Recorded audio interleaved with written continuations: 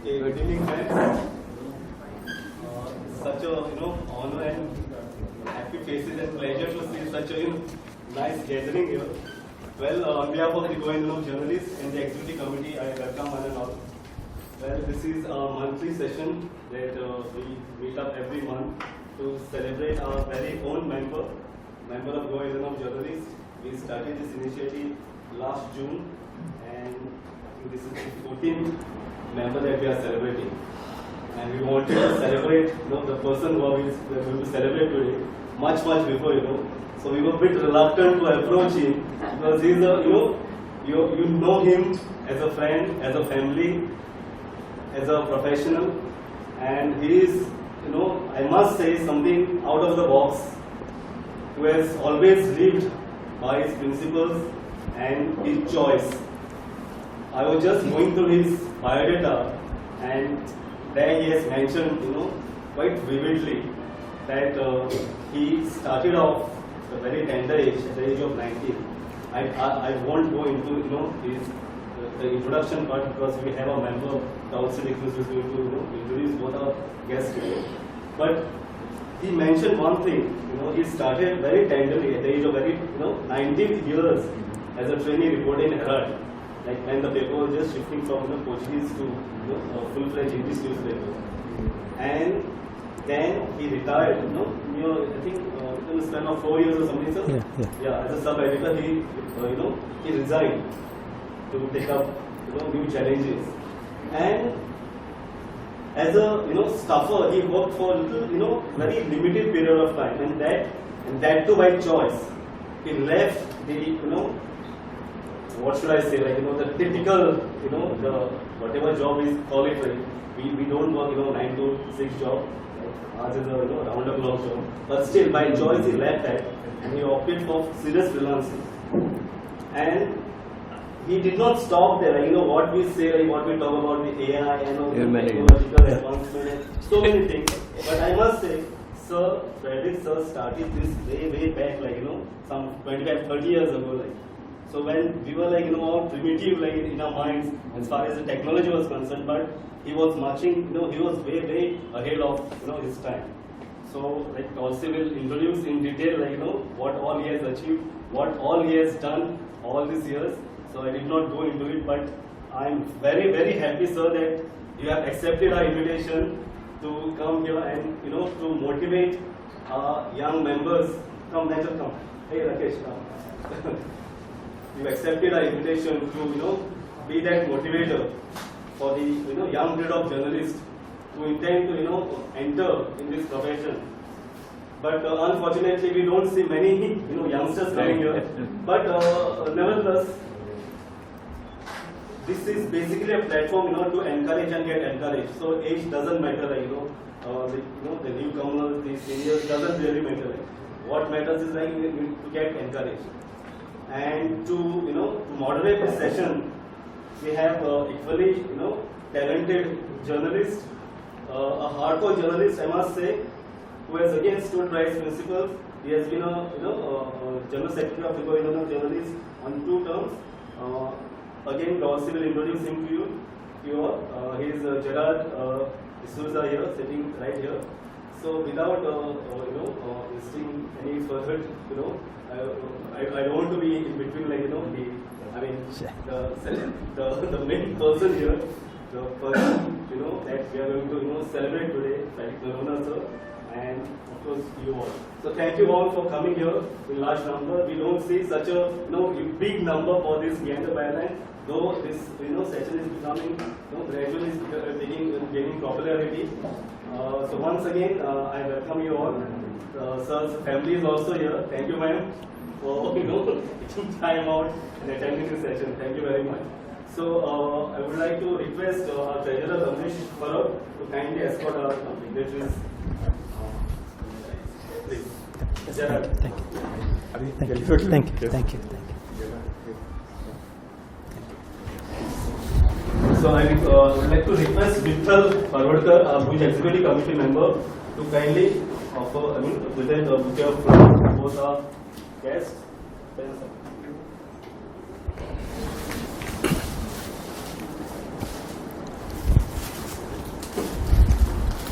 Thank you so much.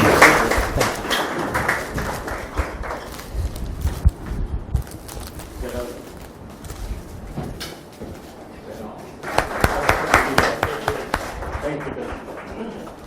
So now, I'd like to request our Bush member Dawson Ignus to kindly, do the introduction part. Thank you.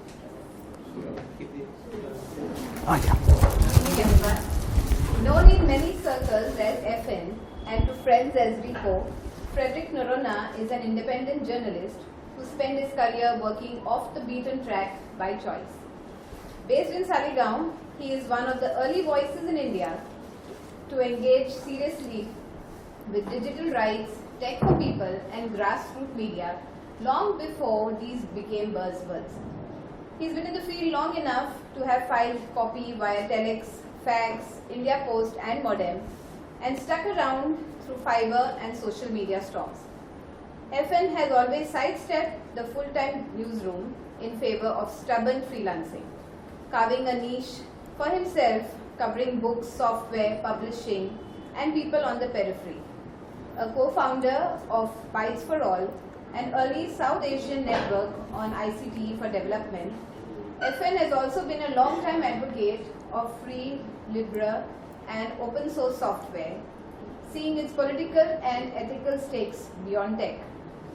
He's archived vast stretches of India's digital public discourse, especially through mailing lists and forums, and helped localize and contextualize tech activism in India and in Goa. In 2007, he launched Goa 1556, a small publishing house named after the year the printing press arrived in Goa, before anywhere else in Asia. Since then, he's edited, published, and distributed over 180 titles, most of them highly local, many of them filling gaps the mainstream overlooked. He is also one of the most persistent digital facilitators around, moderating GoaNet for over 25 years, maintaining a sprawling ecology of mailing lists and now WhatsApp groups that link journalists, techies, diaspora networks, writers, and public historians. He is an informal archivist of Goa's changing cultural, political, and publishing landscape. His academic background includes a PhD on 20th century publishing in Goa and an MA in English literature and journalism diplomas from Sweden and West Berlin.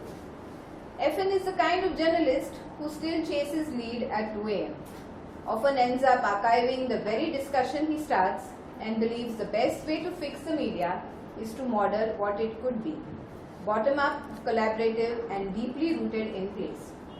He is also possibly the only journalist who will meet with the 2-letter Twitter handle, FN, and someone who will urge you to back up your memories, digital or other, before big techies deletes them for you. Thank you. Gerard D'Souza has been a journalist in Goa since 2008. He began his journey as a sub-editor in Gomantak Times and has since worked for several publications, including Herald, The Goan Everyday, and is presently working as the Goa correspondent for the Hindustan Times. He was awarded the Guj Award for Excellence in Investigative Journalism in honor of Lambert Mascarenhas, the Guj Award for Environmental Journalism in honor of Felicio Cardozo, and Excellence in Crime Journalism in honor of Arunbir Shinde. He is the author of the book Crimes of Passion, which has covered 11 stories of murders by their intimate partners. He also served as the General Secretary of Guj for 2 terms. Introducing the two Thank you, Darcy. I just want to make a mention here. This is nothing, no formalities out here. This is a very homely, it's a friendly event. You can, just hit in your questions to, while the session is on. Normally we take up questions at the end of the session, but if you feel, then you can just stand up and ask whatever you want to ask like that. So this is a very homely and friendly event, no formalities. And I must acknowledge, presence of few, big wigs here, not big wigs, they are all of family only. Sir Roland Martins is here, Sir Miguel Braganza, Navin Times editor, Vijay D'Souza, Paul Fernandez, and Mario Lourdes Brother Costa, family of Pamela and Sir's family, President of Goa Marathi Patrakar Sir, Raman Prabhu Sir, and all of you, friends of Pratik Narona Sir. So over to you, Gerard, please. Thank you, Raj, thank you, Rosie. I hope you can hear us at the back. If you can't, you can come in front. Yeah, if you. yeah. So I want to start with a small anecdote. My first encounter with Frederick Noronha was in 2008 when I joined Gomantak Times as a trainee reporter. At that time, he was introduced to us as a former journalist at the Herald and the Deccan Herald. But what struck me the most about him is how he introduced himself to me. He said, "I'm shameless," and that is what I remembered. I still remember to this day. And he gave me an instance to explain what he meant by shameless. And he told me how he had sent his CV as a 19-year-old to the offices of the Herald, which was then shifting from Portuguese to English. And it was ignored. So the next time he wrote his CV out again and went back to the office and handed it over. So this is where I want to start today's discussion. From your days in the Herald, you were just a 19-year-old boy, if I can use that Of word. course. What was it like back then, and how is it that you decided to enter into this profession? Yeah. Before answering your question, just a small aside, okay? I was very much thinking of wriggling out of this program because, I was going to come to as you know, I don't take myself seriously. I don't take adjectives like senior and all seriously because seniority has no meaning. What are you celebrating? You're celebrating my age and my grey hair. That's all. It looks like a funeral, except that I'm alive and I can listen to you all here. So if you can say bad things also, you're welcome. But I was thinking I'm going to wriggle out of this program. Then what happened was that I was going through my papers, including this particular magazine, bound copy, which just came into my hands. It's a Goan Weekly, which some of you all might remember. And I thought to myself, bloody hell, there's so much. As Mario Cabral would say, the oldest donkey is not necessarily the wisest donkey. And then he would wait for 2 seconds and he would say, but incidentally, I'm the oldest among all of you all here. He would rub it in. So just because of my age, I tend to know things which others may have not been there for. Roland and all knows. Roland is 2 years senior to me. But, I thought this is a platform. I will use it as an excuse to rake up debate about the media, about how we encourage, how we experienced it. I'm not for a moment taking myself seriously. I'm not going to say that I have achieved this, I have achieved that. Whatever we have achieved is by accident or by circumstance. Okay. And even if we claim we have achieved a lot, why is the state of Goa so bad then? If we have done a good job, why is the state of Goa so bad? That means that either we have not done a good job or the system doesn't allow us to do a good job. So let us use this as an occasion to be critical.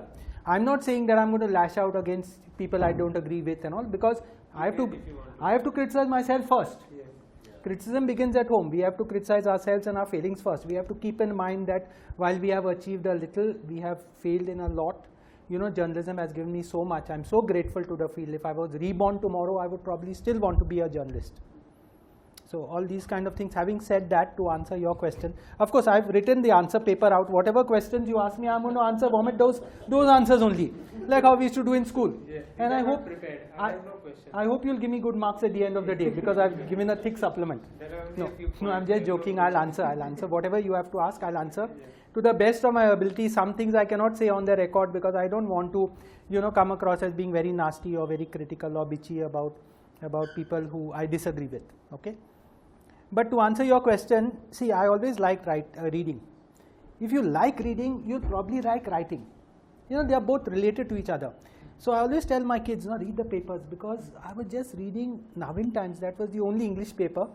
And there was a small 5x2 ad. And it said, wanted journalist for a new English paper in Herald. Go to above Municipal Garden, no place, nothing. No name of the paper, no one knows what paper it is. So I went there. First time I went, applied. Devika Sequeira sitting there. I'm 19, she must be 26, 27. So, you know, in that age group, if you're 3-4 years senior, people look very old, you know, in that sense, like how I look now. But like, you know, I gave her the application and she said, what you prefer to be, reporter or sub-editor? Hearing the word sub-editor, I got a bit scared. I said reporter, because it sounds more modest. I didn't know that sub-editor is the starting point of reporter in the desk. So I said, prefer to be a reporter. Okay, she said, we'll let you know. 1 week, 2 weeks, no reply. 4 weeks, another ad comes. So shamelessly I went and I gave another application. And she's saying, good you came back because we had lost your application. I'm not criticizing. We had lost your application. We didn't know how to get in touch with you. So that's how I got a job. I was in my third year of college. I enjoyed that stint there. We learnt a lot. We used to behave like college kids. We still are. That's another story. But we used to behave like college kids there. You know, to give you one example, we finished the night shift. Finished means the seniors used to do all the job. We were having a picnic there. We didn't know anything about, like, we were just learning how to give headlines and layout and all. We didn't know anything. So after dinner, I would go to National, and suddenly I met some friends. So this guy from my village said, what are you doing here so late in the night? I was not even sure whether I was working, not working, whether I could retain the job. And I said, I'm just here. Come home with us. He said, okay, I went home. Next day they're asking us where you were, you vanished and all that, you know. Okay. It was so much of a picnic atmosphere. It was informal. Herald was a great place to learn. It was the Free Press Journal of Goa, where everyone learned something there. Now I think after that, Gomantak Times also a lot of people moved to. And the last point was that, you know, Gerard, we used to enjoy ourselves, but the working situation was tough then. We calculated in 4 years, 40 people had quit. We created a list of them. 40 people had quit, and high turnover is not a good sign of a stable workplace. But being unstable, it was good because a lot of, you know, new blood, fresh blood used to come in, and it was a very learning place in those days. Nowadays, what happens? Newspaper salaries have gone up, and because of that, people, you know, don't leave their jobs, which is a good thing and a bad thing. It's a good thing and a bad thing. You know, although I'm a strong union person myself, in a subtle way, some of the stands I take almost seem like anti-union. So I say, you know, my best years were when we were getting the lowest pay, because then you have the freedom of the graveyard. No, you can't get any worse. So I used to enjoy those times. When your stakes go high, then you want to protect your job and all those kind of things. So, you know, this is my thinking on the Herald. I boast even now when I go to journalism students, I tell them, see, journalism jobs still today are good. If you don't only look for visual and video and all, you know, it's glamorous and all that, but even print is important, because that is where all your knowledge generation and creation is happening, original stuff. See, otherwise print, I mean visual, audio visual, there is a pressure to get the top story. But if you want the smaller stories, you have to go down with print. So I say print is really good, and I tell them, how many of you all would join on a salary of 350 rupees in 1983? So just to give them an idea, they'll say, okay, 83, you're telling us some grandfather stories.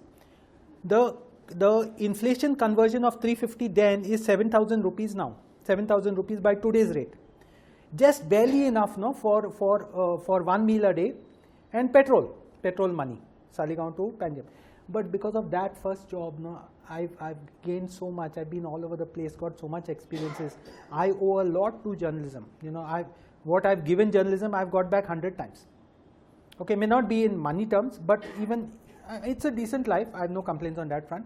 But in terms of experiences, in terms of travel, opportunity, you know, learnings, I still today consider myself to be learning. I come for every of their session as far as possible, because we are learning from each other. No, see, our experiences are also different. We have so much to learn from each other. I can learn from a youngster. Sorry for going completely off the point. I was going to come to that.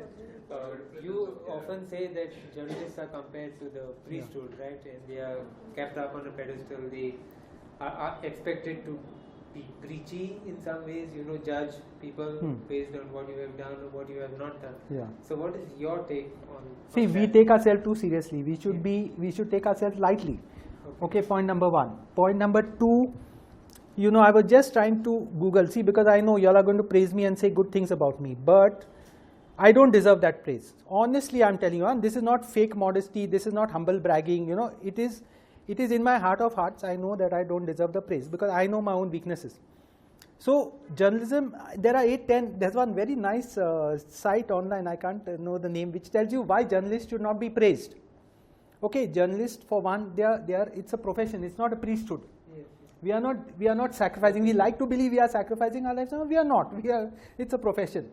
Secondly, there are good journalists and bad journalists. There are racketeers and there are honest guys. There are good papers and bad papers. You know, everyone is making a living from the profession itself. So while we can contribute and sometimes we are contributing, I think the praise is a bit misplaced. Journalism gives us a lot of power. We should be careful of how we use that power. You have a phrase, Operation Successful. Yeah, Patient care. we'll talk about that later at the end. But here, for example, which other profession? 3 months you're in the profession, you can go and challenge the Chief Minister of the state. You can go and ask him very rude questions and he cannot do anything to you. Now maybe a bit more than earlier, because earlier editors stood up for us.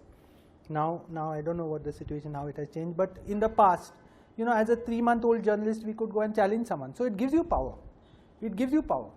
There's no denying that. So how we use the power is a big debate. The GMC debate and all brought it back to the news. So we had a nice discussion at the Guj meeting in Margao. Yeah. But these issues make us think. Tell me about your job at the Herald. Who were some of the faces you interacted with? Who had an impression maybe on you? Like if you walked into the office, whose face would you see first? So the seniors were the main persons there. We were just, we hardly contributed. In fact, we tripped them up, I always say, in the initial stage. Yeah. Then we learned and then we were given the responsibility.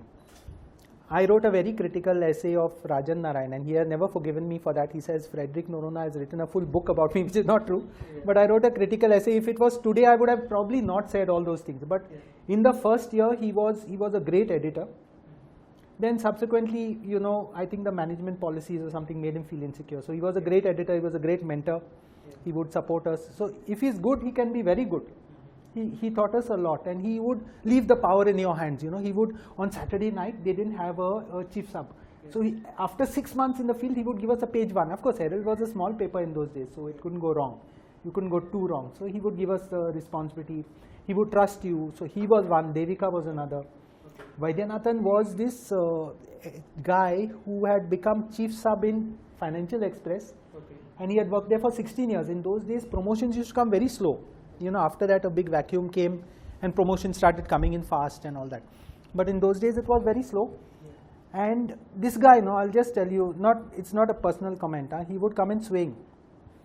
After dinner. He would have about 6 pegs. Rajan. No, Vaidyanathan. So God bless his soul, he passed away. I'm not talking bad about him, but when you hear the end of the story, you'll know. So this guy is coming in swaying, and I'm thinking to myself, wow, great, now tonight we are going to have fun. He'll come, he'll make you're subbing the copy, and those days it was paper. Yeah. So you have got a blue pen, he's got a green pen. So whatever mistakes you've left will be marked in green. He'll throw back your copy to you and say, no, look at this. After him having 6 pegs, he's taken out 12 mistakes in my copy. How you like that? So that is when I realized that everything is not surface level. Dista poikasha nasta. So these people were there. Valmiki Falero was there for the interview. Then there was some other story, I think some politics and intrigue which he was pushed out. There was Norman as well. Norman was, I didn't meet him in that stint in Herald, he came later. But Norman was a great inspiration. And once I remember he told me, do a story on charters in Goa. And I was a desk person, so we didn't have that writing skills. He gave me a list of people, so and so you contact by phone, you talk to this person, that person. He gave me the full outline of the story and it was very easy to learn. He was a great teacher. Many of the seniors who were here in his time, Pamela and Ashley, who's not here and all would agree with me 101%, I'm sure, about Norman. Sandeep, you were with him? In Goa today. Acha, Sandeep Naik. Sandeep is so there were many people. There was a guy called Sushil Silvano who was a journalist from North MP or something. He's still around on Facebook. He used to travel with a gun in his pocket. He was quite a spy, cloak and spy dagger guy. The rest of us were all junior. Anton and Alvis. Alvis was this aeronautical engineer. He was doing his aeronautical final year and he was a journalist in Herald. So someone joined from Miramar, Beach Nest and all, and these guys pulled a whole lot of their friends in. Okay. Alvis, Lionel, Elston Suarez. Okay. No, Lionel Fernandez we are talking about. This is another guy. Okay. Francis Ribeiro, poor fellow who passed away. Choppy. So these were some of the names I remember. Marcus was there, Marcus Mergulhão. When I was at a latest, a little bit, second stint. So there were a lot of names, you know, Anna and Cheryl. There was a company, There was a company called Salkar Silva, who they suspected was up to some hera-fairy. So these two girls, what they do, cloak and dagger journalism, they go and take a job in Salkar Silva, and then they get caught looking in the files of the company. Big thing, imagine us, investigative journalism. So Cheryl is still around, no? Cheryl is still around, Anna is elsewhere. So there were a lot of people, if we go through our memories, no? Derek, of course, Derek Almeida. Derek is an excellent chief sub, desk person, and also in managing the paper. I want to add just one thing. You know, this is a bit, it's a bit rude to say it, but it's a fact. After the kind of politics I had to go to become a chief sub, no? To myself, I took this oath that I will never want any promotion further in life. I'll never try for it. Okay. I want to grow in a sense of, you know, professional growth, in a sense of experimenting with new topics and all, but not in a hierarchical sense, because the journalism field is a bit of a dog-eat-dog field. It is competitive, no doubt, you know, and there are a lot of rough edges. You can't be goody there. You have to push and get ahead and all these kind of things. But in those days also, they had this policy of divide and rule. So they would set off two guys against each other, and it would lead a lot of unpleasantness. Okay. That was the thing. Another thing that Frederick is famous for is for doing his PhD. You have studied a lot, not just formally through your PhD, but also through the process of archiving. You have learned a lot about the media scene in Goa, you know, the 60s, the 70s, the 80s. How would you say the media has evolved, you know, decade-wise in Goa? I mean, you started in the 80s, but even before that there was... I wouldn't claim that I'm a bookish person. I always like to read. So that bookish advantage I have, but I'm not a theoretical person. I'm not one of these. I just did my PhD for the sake of doing it, because I had time on my hand and because they had a lot of slots in the Goa University in those days. At the meeting, what are you laughing? My daughter's laughing as if it's a big joke. But you know, in those days, we could do a MA, you know, and at the union meeting, I was pushing for that. The CPIR had just folded up. Center for Postgraduate Instruction and Research had given way to Goa University, so they needed students.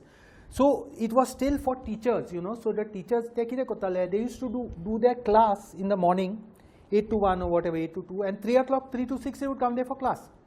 So they could do the MA. In the name of quality, that's what I wrote about recently. In the name of quality, they have blocked, Professor Edith will correct me, they have blocked all the possibility of part-time students. So we could be part-time students. I used to play around with my shift a little, ask my friends to take over and all that. And we could do our MA there. So, you know, we have to lobby with Goa University to open up for part-time students, because a lot of our people can do MA, and that's what kotin naate. And you know, if you don't have that degree, it sometimes blocks your career growth. I'm not saying it's great. As far as PhD goes, I enjoyed it because it was on a subject of my liking, you know. If you can get a guide, push yourself into doing it. It's really worth. See, people say, no, what is this? It's just, I didn't do it for the title or whatever. I just did it because it was on a topic of my liking. My guide was my classmate, Professor Raphael, and he got on very well. He gave me full trust. And it's a very, very nice process if you have the time. I did it in my 50s, so that was that. But it has always been my endeavor to understand the media and how it works in Goa. So this is my thinking, you know, when we were discussing yesterday, I was just sharing some of this opinion with Gerard. In the 60s, see, my sum and substance is this: every administration wants to have a media which is pro it. And this is not only new now. We think it's only new now, but it's not only new now. It's always throughout history. Okay, so you have a BJP government, you have a Congress government which is doing the same thing. You have a MGP government, you have a Portuguese government, Republican 1910. Beyond that, you know, my knowledge doesn't go because I don't understand it well enough. Maybe 1820s when the first paper started, and also they will push a kind of media who is close to them. So like for example, in 1960s, I once wrote a small paper. It's not very academically sound in that sense, but it just collates the debate about this paper Herald, not Herald. the other one. Yeah. So what happens, see, every government has a press which is relatively close to it. Of course, if I'm in power, I want to have people who are my friends here. For my meeting, my friends will come. I know Roland will not ask me difficult questions. Sarke mare? He agreed, huh? He agreed. Ari, you have just given up your right. So that was a joke. But you know, so in the 60s, Herald was there, so they had a protest against it somewhere in 62 April or something. See, if you talk to Avaklet Afonso, a good friend of mine, he says, no, the Portuguese papers were bound to die because they were out of their league. They didn't have subscriptions to news agencies. They didn't have professional journalists, okay. In those days, you couldn't afford to take journalism as a career. That started only in the 70s, 60s, late 60s with Navin Times, then 70s. People started becoming career journalists full time. That time you had to be a badkar or a doctor or a lawyer or something to be a journalist. So Afonso argues that the papers were bound to die. But when I looked at the Herald case, there was a protest against it, calling them pro-Portuguese, whatever may be the truth. They were part of the old establishment. I'm not denying that for a moment. So they were called pro-Portuguese, and all in about 7 or 15 days they closed the paper and the owner went to Portugal. So that was just one glimpse into. Then of course ORL was bought over by the Fernandeses and whatever it is. That's a different history which needs to be studied, looked at. 70s you had the era of two dominant papers, Navind and Gomantak, both calling the shots in their respective fields. And also there was a lot of angst in those days about the role that the papers were playing politically, because they were very powerful papers. Gomantak's equation with Bandodkar also has been studied. It was not only one-sided, as we believe. They also had their differences, difficulties, and he accused them of leaking out the budget, and all those kind of things happened. Although they were in the same camp, but they had differences. Navind, I remember in the 80s, during Bikram Vora's time, Bikram Vora was a very flamboyant editor. And there were slogans in Margaon, like against the editor of the paper, because there was a Willy Babu conflict going on then. And I think Navind was seen as taking the Babu side. So they had written slogans against Bikram and against Navind, and Remo sang that song and whatever it is. So that is the history. Then in the 80s, what happens? Herald comes in. Herald comes in and competition grows because suddenly that social contract is broken. So competition grows because Navind has competition from Herald. Then Gomantak Times comes in 88. Then there is a huge gap between that and 2008 when Times comes. Yes. Times comes, yeah. So Yeah. Marathi were launched. Yeah, Marathi came in, but on the English side there was no competition. So so each decade has its own story. In the 90s, what happens? Liberalization comes in.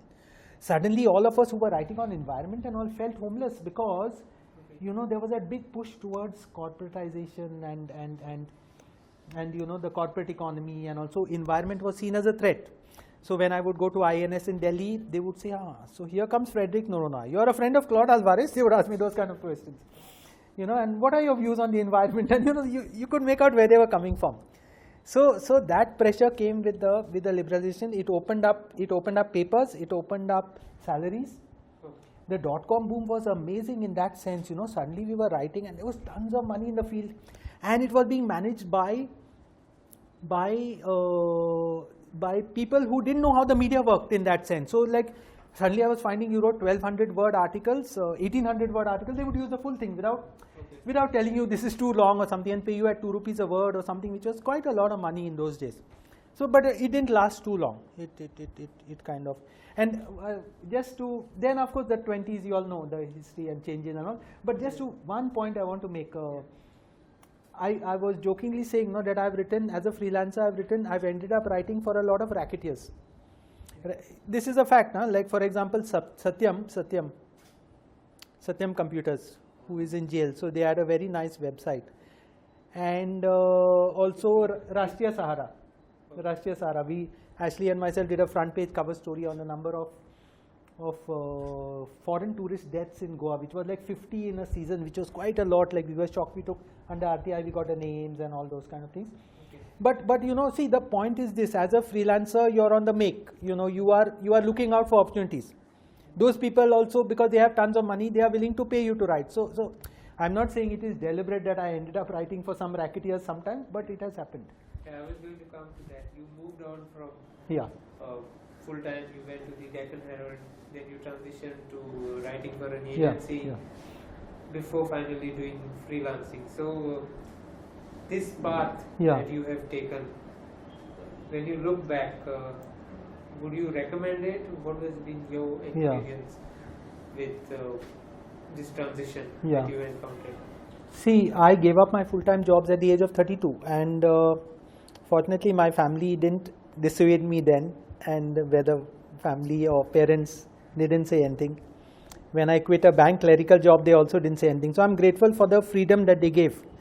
The gig economy is also now like the in thing, because people find it tough to probably get full-time jobs, like sometimes. It's like the 80s, no? The 2020s are like the 80s, where jobs are scarce to come by. So the gig economy is there. Now, whether it's a good thing or not, there are a lot of people in this hall who can say on that, give an opinion on that. I think now if you handle it right, it has its potential. The problem with Goa is it's a small state, it's a small market. We need to look beyond Goa, See, journalists from Delhi, Bombay think that they are well positioned to cover the full of the country. In a way they are, because the newsmakers are there. But then you have the week from sitting in Kochi and publishing the country, A national weekly. Yeah. So I'm saying that we need to look at broader issues, maybe specialize, sitting in Goa, wherever we are. Specialize in Pan India, even global issues which give us a niche. Okay. Because Goa You- market you itself. went into Yeah. data, writing about information economy. Before that I was in the environment in a big way, and then I went onto IT. Okay. And I realized one thing, that see, most journalists are waiting for press conferences or press notes to write on IT. Whereas there are lots of stories happening there which are not being packaged. So what I would do is take permission, go for a 2-day conference, get 5, 6, 8 stories and come back. Okay. So my employers were quite happy with those, and they were quite unique stories. So even sitting in Goa, I'm saying we can do a lot. We have to think big. We should not feel that we are sitting in one small part of the country. आम्ही इतलेच करूंक जाता आमच्यान, आनीक चड सुबेज करूंक जायना. Why should it be? Of course, it has to be original writing, because if you're writing on say, if you're writing on advising Donald Trump, then it's going to be like second-hand opinion. No, it's not going to be something original. I think Marcus is here. He is doing a good job Yeah. as to writing national, Exactly. national Exactly. football issues. Exactly. So Sitting in Goa. so Marcus has become one of the top writers on football in Goa, maybe outside of the Bengalis. In India, outside of a few Bengalis, maybe because they. No, see, they have their infrastructure. That is what we lack. No, now when. Correct. So I'm saying that is the opportunity which we are not tapping now.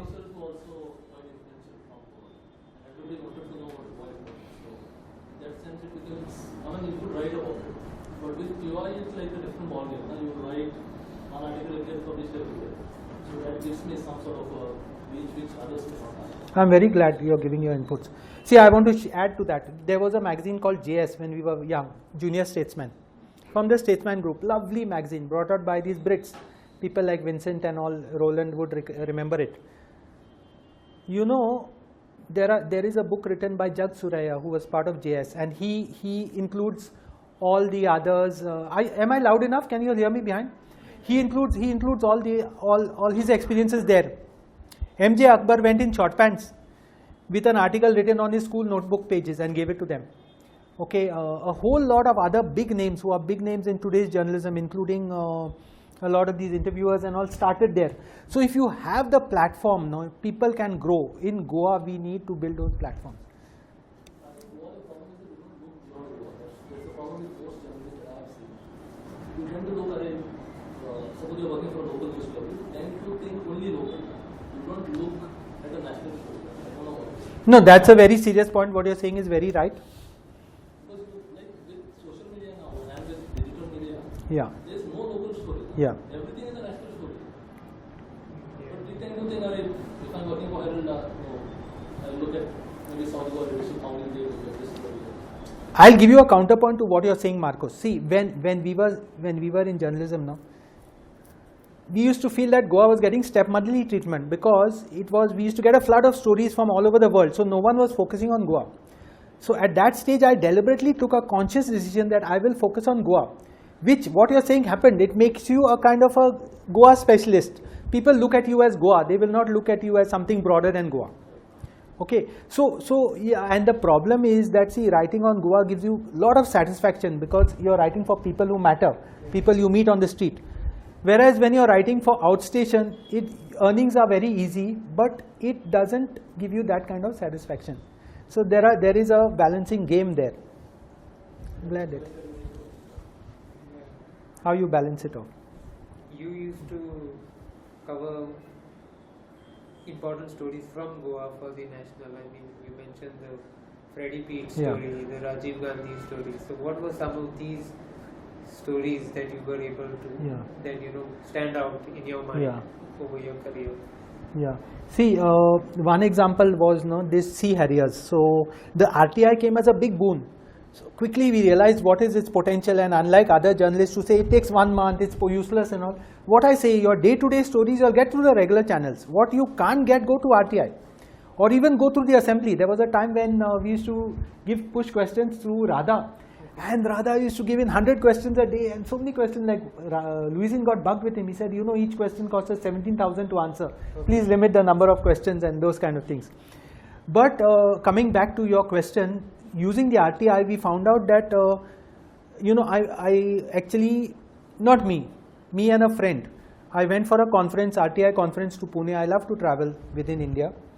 I went for a RTI conference, and there was this guy, Arvind Kejriwal, who was an RTI activist. Okay. He's Deputy Chief Minister, the other guy, what's his name, the Maharashtra? Sisodia was also there. Kumbar, who is from Pune, was an RTI activist. There was a ex-Indian Express editor who passed away, very, very deep into RTI, from Pune, I forget his name. So I met a guy from Kerala, Hari Babu. I told him, Hari Babu, see, I'm trying to get information on sea harriers, they are not giving me. He said, give it to me, he started saying. So he tried twice or thrice, and unlike people from other states, now we don't have that persistence. Yeah. So he did once, he rejected him, he sent a second time, third time. And what was the question? How many sea harriers have crashed? So their answer was national secrecy. We cannot give it to you.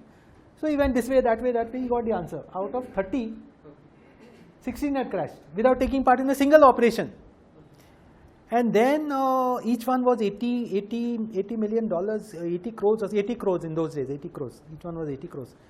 So we got this information. Now no paper in those days, Goa press has gone through different levels of openness. Today it's very open. If not one, the other paper will carry your story. But in those days they were a bit closed, they were tight.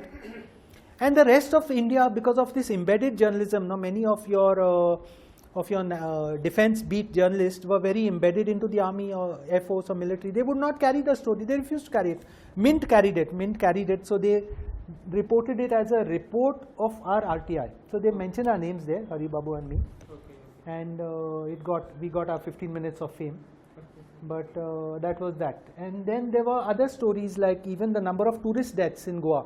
Using RTI we found the names, 50 in a season, 50. Okay, so now you can easily say that you can make a comment that with if there are 500,000 tourists coming, 50 dying is not much, 50 out of 5 lakh. But keep in mind, they are young people, they are not coming here to die. So there is something going wrong somewhere. People were shocked when these figures came out. Number of drug arrest. How many people were with 10 years in jail for 10 years? Okay. So just when the RTI Act came, I went to the police station with these long, Ramayana, Mahabharat, Bible type questions which never end. And they gave me about 60 pages, A3 pages. Kitle paise diu pache? No, what? So I took it, I went and used the story and all that. Then another story came out about this SEZs. Yeah. Someone went on a RTI and he got the answer. See, the problem is when you do RTIs, what do you do with the information? There's no central, Roland has always pointed out, no central repository where you can keep it. He gave it to me. I forget who did it. I'm not avoiding credit, giving credit. So then one Sunday I was sitting in the house. I said, what is this doing here? I said, I'll send it out. I scanned it and sent it on the journalist mailing list or something. Derek took it. Next day, Willie addressed the press conference. It became quite a big thing. It actually became a big story. The funniest on RTI, which really helped us a lot, was this. One day, I asked information department, give me a list of all the RTIs. No, before that, Goa University. I went to Goa University. I said, give me a list of all the PhDs that you have awarded. They said no. I'm asking for genuine information. What was my interest? I want stories. No, I just want stories. I will go and write some feature article, something soft or whatever on your PhDs. They thought this journalist is trying to dig into our backyard. So they said no. I challenged them. Then they gave it. They said pay so much, and they gave it. Then they realized how helpful it was. Their old website, not now. They put it on their website. I mean, all the information which I generated. But the funniest story was with Shivaji Prabhugaonkar. God bless his soul. He's no longer with us. My very good friend. I went to him. I said, they were the nodal agency for RTI under the Goa government. So I went to him. I said, you give me a list of all the RTI queries you have received, of all the departments. Because I thought that, see, this is a hint. No, people filing RTI, they know what is going wrong. So we will track what is there in the different departments. He sent me an answer saying, this is a voluminous question. We cannot answer it. You go to every department and find out. Makatidok mal diya. I went to MK Joss. I said, what to do? He gave me this answer. Joss took out his typewriter, tat. He wrote a reply. The reply doesn't sound like Rico at all. Huh? And what does the reply say? You are seeking to tire me out financially and physically by sending me to all these departments. I am a mild-spoken guy. This doesn't sound like Rico at all. Shivaji is reading it. Okay, I'll go through it. Poor fellow, he gave me all the answers. He's my good friend, but we are there as journalists. He's giving me all the answers. Next time I went to him, he's smiling at me. He's telling me, Rico, you did a great thing. I said, what? You asked that RTI, no? Arun Shuri, Minister of ARD, was passing through Goa. He wanted to study how the RTI Act is working. He asked for a list of all the RTIs, and we gave them your answer. I said, Bore Dale. So there is this law of unintended consequences, not that we are doing things with calculations and with planning and all. It's just you shoot 10 bullets, 1 or 2 will hit the target. We are just shooting in the dark. So journalism is like that for you. But you got to keep going, no? Because you never know which story touches whose life where. Yeah. That much for stories. And there was, you always struggled in this battle between how to stay viable and how to get freedom, to publish whatever you want. As a freelancer, there is no financial stability, but you have the freedom. On the other hand, if you have a secure job, you don't have the freedom, but you have the financial stability if you have that kind of salary. But where do you draw the line, or on which side of the fence are you? Yeah. See, I'll tell you 1 or 2 stories, then you will get this. The other day, there was a discussion and someone asked the question, what is the biggest challenge facing the press today? So one editor said, it is fake news. I didn't answer, but I was thinking in my mind, the biggest challenge is economic models. See, because if we get an economic model which is relatively racket-free, okay, it might involve hard work. Till today I work for 12-14 hours a day. Not because I have to, but because I enjoy it. It's enjoyable work. But if we get an economic model which is racket-free, which doesn't involve a conflict of interest, or if it's a conflict of interest, it's a small conflict of interest. I think we can, to a large extent, we can breach this gap. The second story I want to tell you is that some of my friends, especially Ashley Rosario, I's young nato. He has to go to Chandor. So Ashley Rosario will always say, Ari, you're a fence sitter, he'll say, you're a fence sitter. Ashley, ye na mare, water. I'm talking behind his back. You're a fence sitter, he'll say. Now my point is this, see, to a certain extent he's true. He's right, because you have to push the envelope to the maximum level you can. But you have to stop a bit short that it doesn't cause conflict, because you have to live to fight another battle also. If you take a tough stand, see, we are in a funny position. As journalists, we have freedom, but we are also dependent on an organization. As long as that organization, we have their trust, we can work.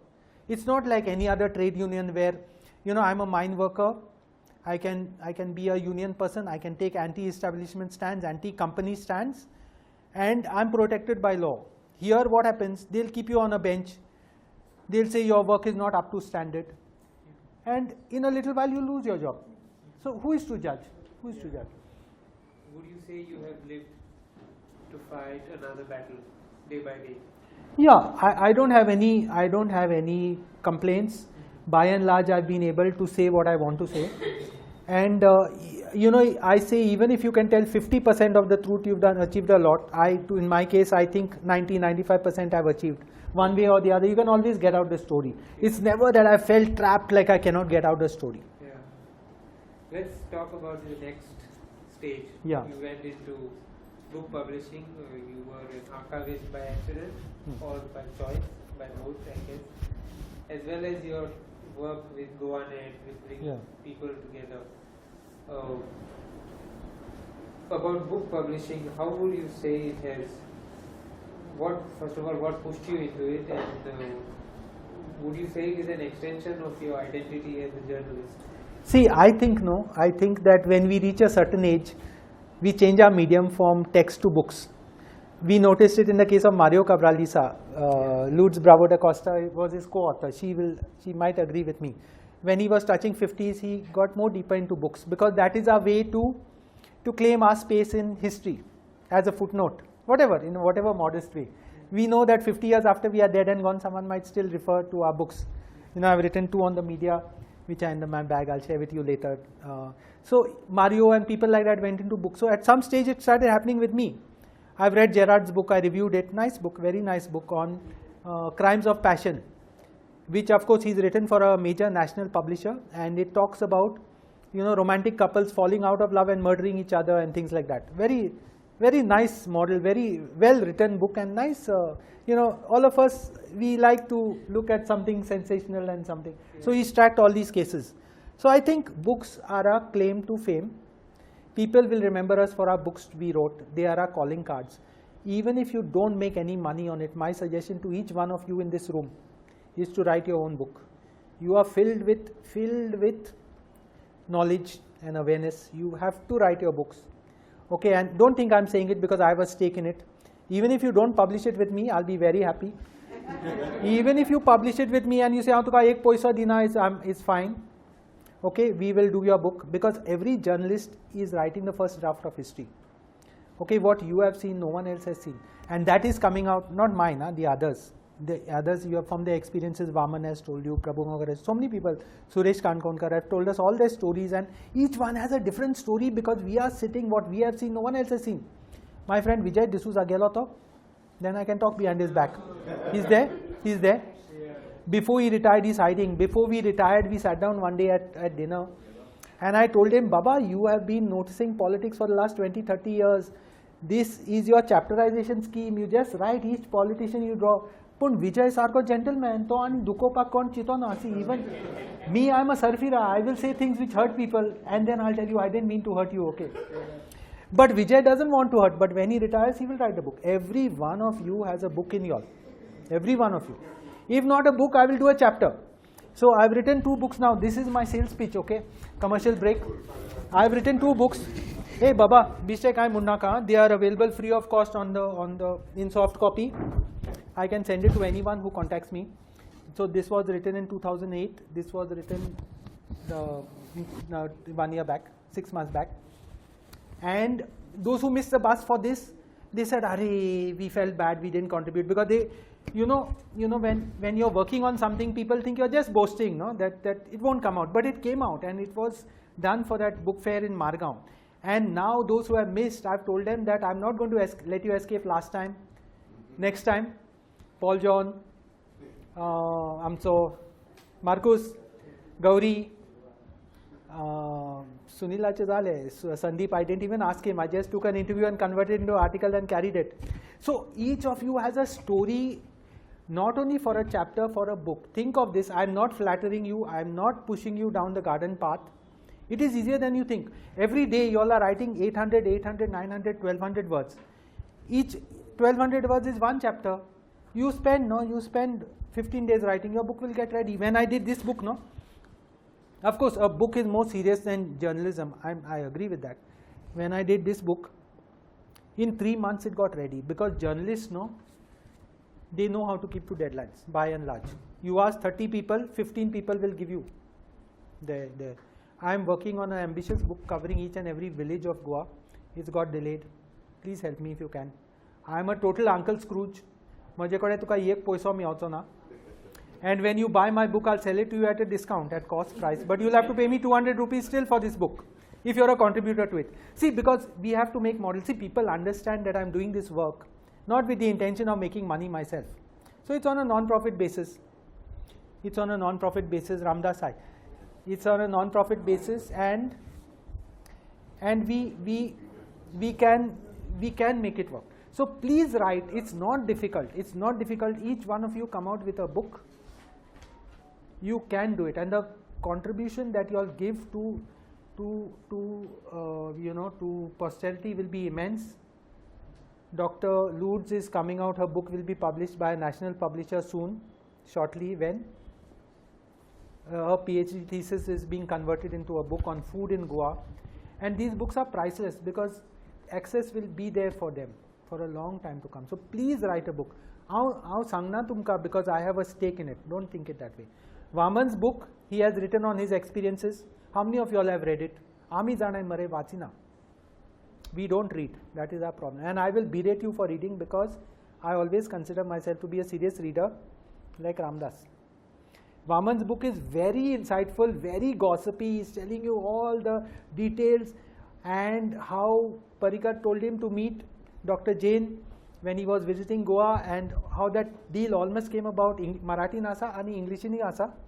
And I hope that Hindi Kokni. I hope that when you all go home, you all think of taking a look at it.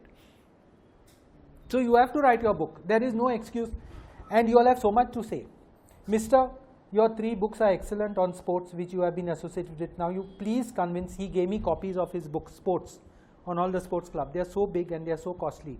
You please convince them to convert it into e-books and make it available for all the readers. You have put in so much work and lovely photos on the 3 Goan sports clubs.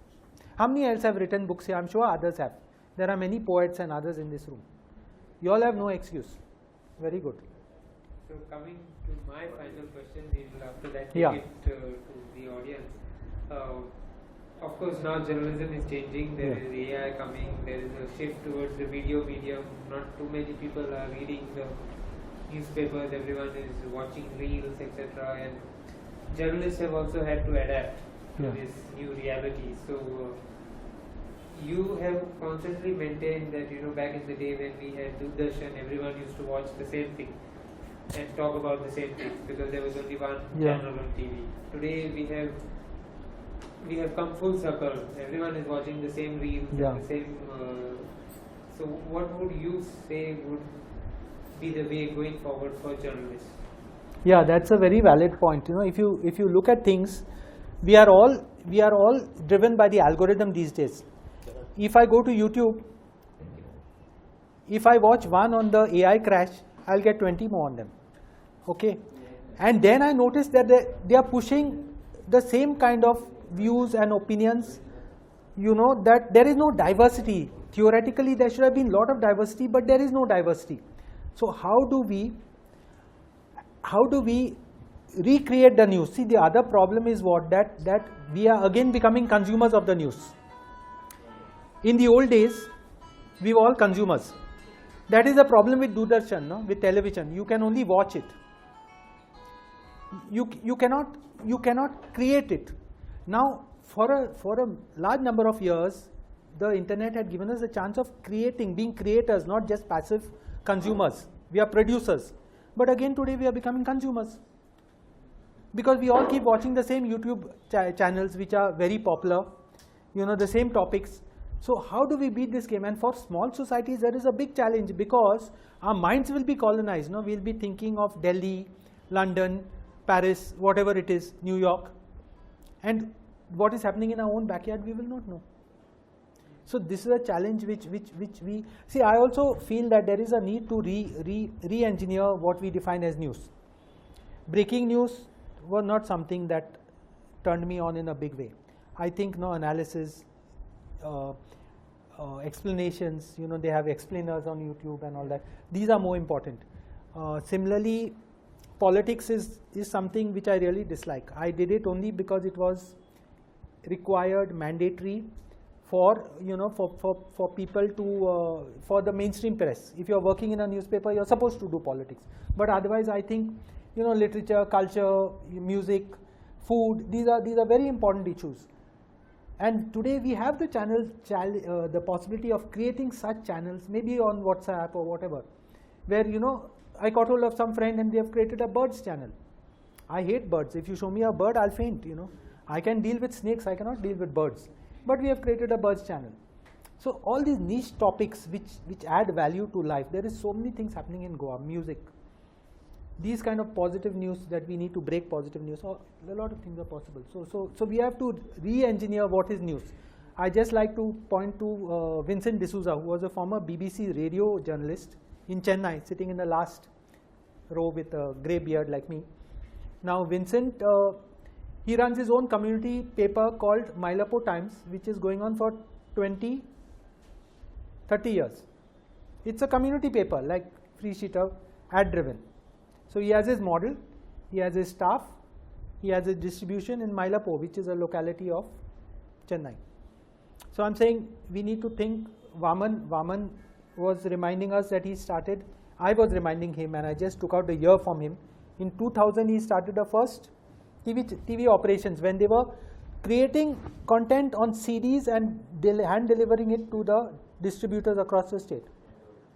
So we cannot wait for technology, we have to find solutions. A friend, Louis Godino, reminded me the other day, when the internet was not born, I would take the most interesting articles from the Goa press and the outstation press, and ironically outstation was writing more than Goa in those days, critical articles. So I would stick it on a page, 10-20 pages, photocopy them and call it news clips from Goa and share it to people who wanted to keep in touch with Goa. Yeah. And you said you would come back to Operation Successful. Yeah. So that is on the bookmark. So my cynical views are on that. I'm totally cynical, and I speak what I feel. I will not say things to be polite. So what I'm saying is, there is this nice saying which I always think of. The operation was a success, but the patient died. I have not heard it, fortunately, but apparently they say it in the hospitals. They say it. Operation bora hallo, pun patient melo. So that is our case. Now with journalism, we have all done a good job. Then why are the results in Goa so bad, so poor? Somewhere something is failing. Of course, journalists are not the only ones on whose shoulder everyone should fall. Fourth pillar of democracy, right? Wrong. It's not fourth pillar of democracy.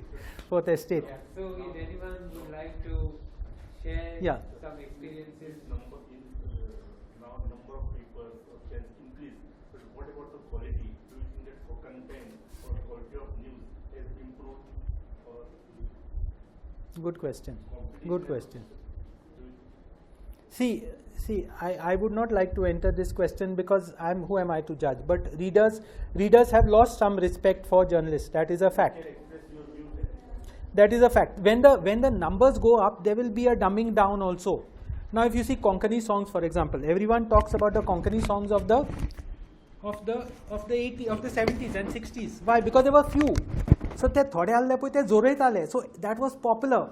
We accepted it as good. Now there are so much in the field that you'll get the bad, the good, everything. But have you heard of us on the other side? Have you heard of a story getting blocked nowadays? Not so much. Not so much. Not so much. Whereas in the past that problem was there. So there are issues of quality, quantity, there are issues. But I feel that freedom to express has grown.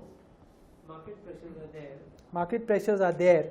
And with the high salaries come bigger market pressures. I'll tell you that. All of your union guys will not like me for saying that. But it's a fact.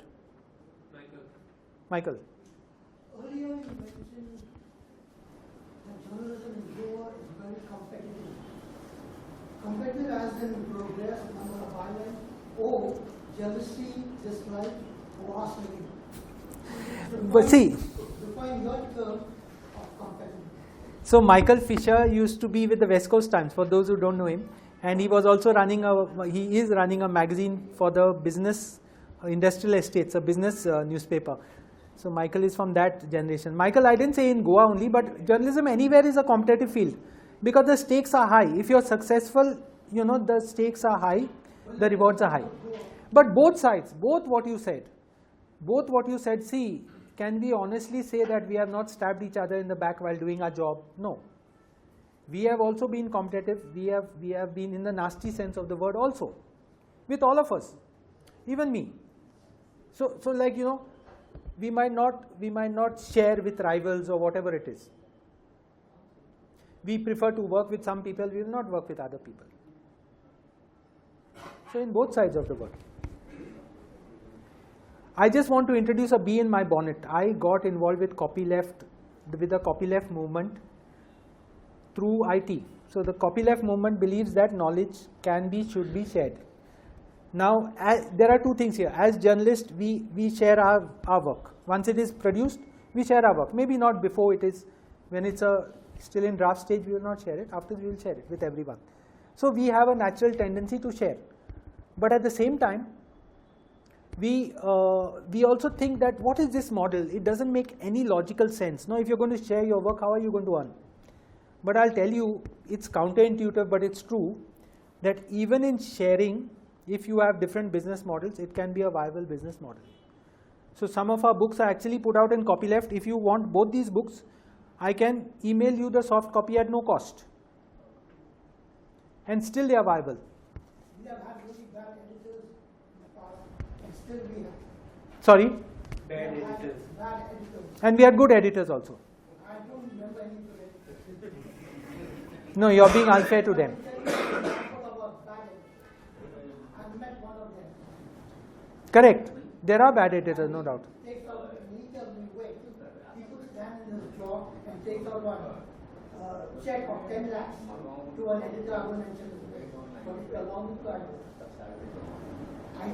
and that's not only the first one. I mean, we met all the viewers who have spoiled and spoiled the editors and then they want. See, there are bad editors. Not for a moment I'm denying that there are no bad editors. They are bad because they are bad as people. They are bad because they are bad at a job. They are bad because they are mean and selfish. They are bad because they won't stand up for you. All of this I've seen. There are, on the other hand, there are good editors who will stand up for you, who will build you up. This also I've experienced. You know, at the side of my bed, there are two books by Vinod Mehta. I've never worked with him, never ever. But yeah, you worked with him. For Sunday Observer? No, Independent. So I, you know, when Cyril would be on leave, once in a way I would file copy and he would splash it. If it was a good story, he would splash it out. So in that sense, maybe I've written one or two stories for Outlook or whatever. But the man, he had this honesty. He would tell the story like how it is. Secondly, he would if there was any praise for him, he would throw it away. Criticism would be right on top. Praise would be somewhere at the bottom of the letters to the editor. I heard a story on his funeral when they were having Bombay Union of Journalists. They were talking about him after he died. So apparently, when he goes for a party, and he's a little bit tipsy, he says, "No, all your proprietors, you are bastards." He said, "You're total bastards." So this Shah, who was his boss at that time, he said, "Vinod, not me, no, not me." He said, "You also, yeah, you also." So, you know, he was a guy who spoke his mind. And he paid the price for it in that sense. Then he tells you, like there were raids in 1990s, there were raids on Herald and Outlook around the same time. So he says that was the only time I went to my boss and told him, "Do you want me to do anything for you?" Then apparently ED was calling him at 9 in the morning, keeping him till 6 in the evening, making him sit in front of some stinking toilet or whatever. So he told him, please take the pressure off me. And he's saying, I spoke to Vajpayee and all. He mentions it in his book. So you know, that kind of honesty, candor. See, because at the end of the day, we are not as big as our organization. Let's not pretend. Okay, we have our problems like any other profession, but still, it's a lovely field to be in. I'm sure many of you all would agree with me, despite the problems. And we have to see it in bigger context. Sorry.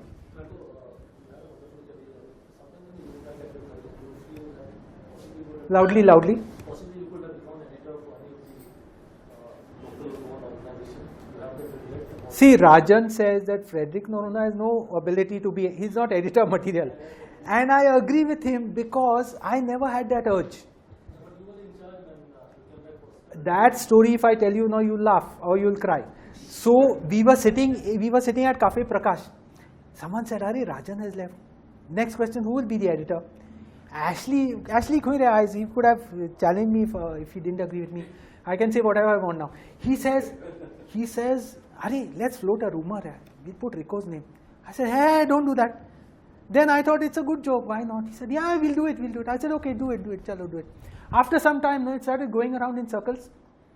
He gives me a message. Rahul has called you. I said, I'm not going. You know me, no. I can say no. मुझे friend की तेरा का नहीं काजरा का नहीं लगना कभी what's been no. I said, no, I'm not going. He said, hey, you just go, man. Because now he's in the suit. No, I said, I'll go there and I'll say no. He said, okay, you go and say no. So I went to Verna. I met Rahul. I'm holding him and telling him, Rahul, see, I'm too busy. I'm not interested in this job. Yeah, he's telling me, yeah, listen. By the time I'm leaving and coming out, I've said yes to him. Don't ask me how. Huh? He's got the ability to hypnotize or whatever. I've said yes to him. I told him I'll be your editorial consultant. I'll be there for 6 months. That's all. That's all I'm promising you. No more than 6 months. I thought he said, we have a problem to write editorials. I said, I'll finish that in half an hour, 2 hours, whatever. When I go there, these guys, they say, Rico, what about that? Joel and Sergio and all, very nicely. And I get caught more and more. I'm getting caught and drawn into it. I'm spending 6-8 hours there. And I've negotiated for a salary of 8,000, okay, 8,000 princely rupees. So in that sense, after the 6 months were up, I told him, Rahul, I said, I agreed, no, for 6 months. He respected his side of the deal. He got in Robin. Exactly, at 6 months he got in Robin. Sorry? Yeah, I enjoyed it, but this side my freelancing collapsed, no, because I was spending so much time there. It was more than, same with my books, no, I did my books and my freelancing collapsed, because once you're passionate about a field, you're not going to look at the clock and all that. So at that stage, no, I was not keen to enter, to be an editor at all, because it is a political job. So I have no regrets on that front.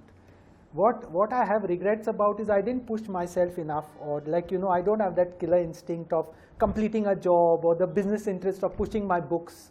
That I really regret, because see, we are all journalistic people. Tomorrow, all these journalists say, no, I can write a book, but I cannot sell a book.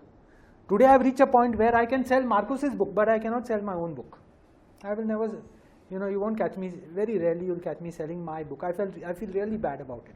So those regrets are there, but they are minor regrets. Editor's job, I would have been very insecure in it. I would have lost my ability to tell it how it is, because I don't have that kind of guts. During those months, I remember every morning you were sending postmortem.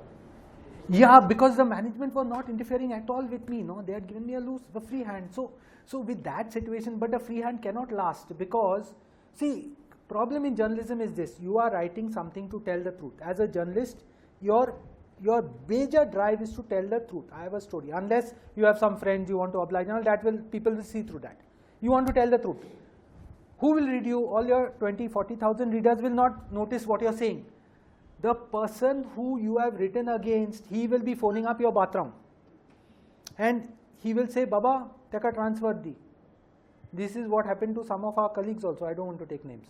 So they were sent to Kankon, which is the Siberia in Goan context. Imagine having to go to Kankon every day and come back to Panjim.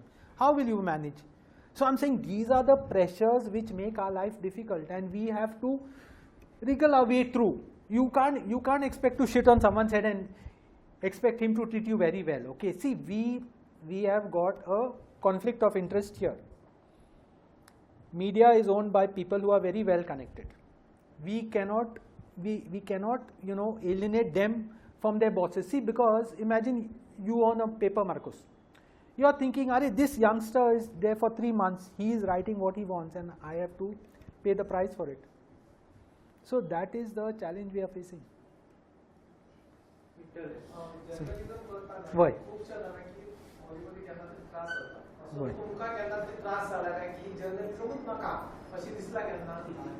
ना actually कितें जालें न्ही विठ्ठल बाब पळय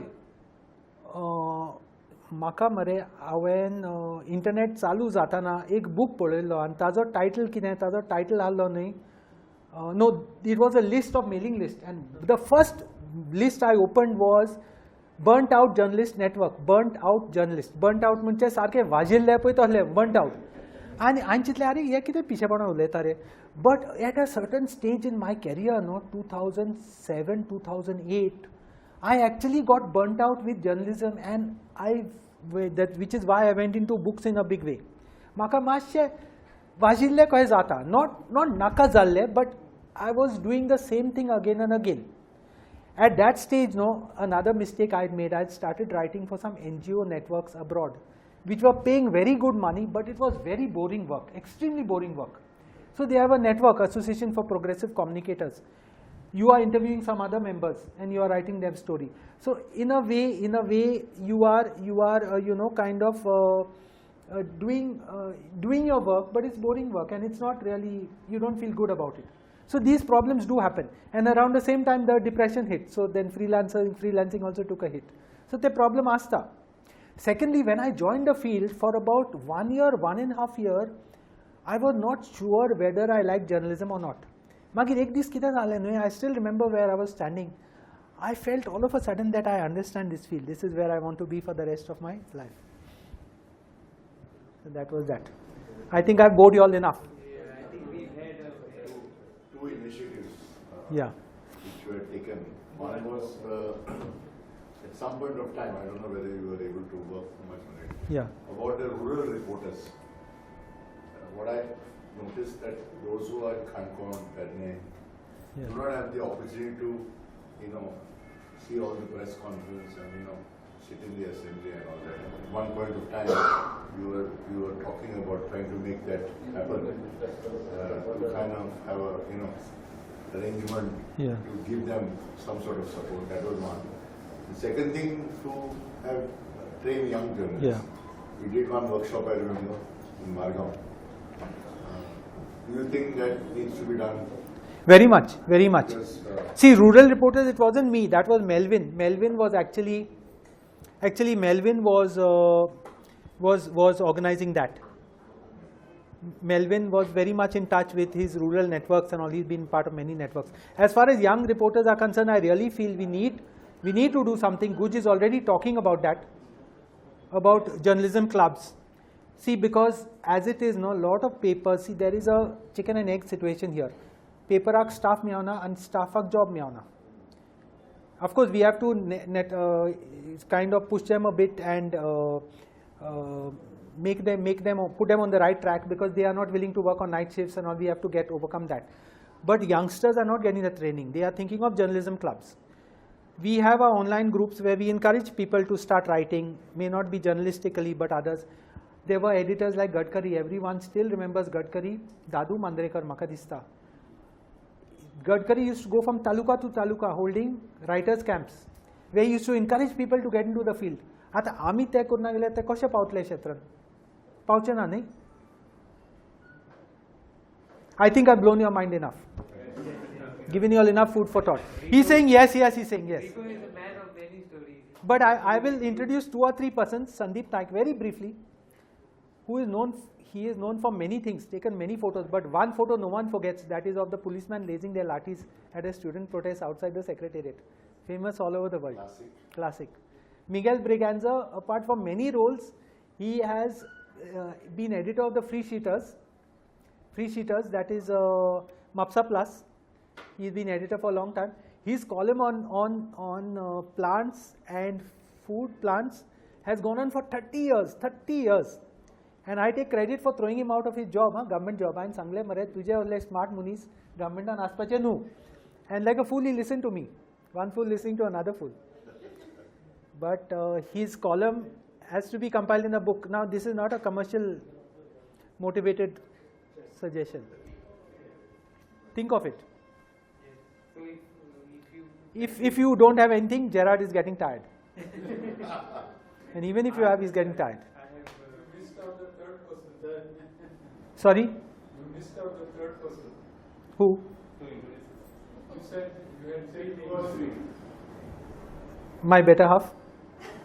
I'm the better half. Other half, you spoke about. No, Pamela, I'll tell you one Pamela story. So I'm just going to freelancing. I've quit my job. I think, yeah, one thing, she didn't stop me from quitting the job. She said, okay, no problem, no problem. It was a Deccan Herald full-time job. It was like 6,000 rupees, which was good money in those days, very good money.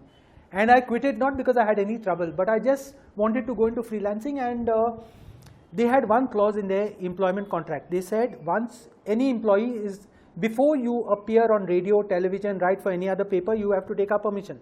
So I went to take their permission. They said, Frederick, our editors, we don't give permission. They ask permission, they don't get, passive tense. So I said, this chance is gone. So I have to leave this job.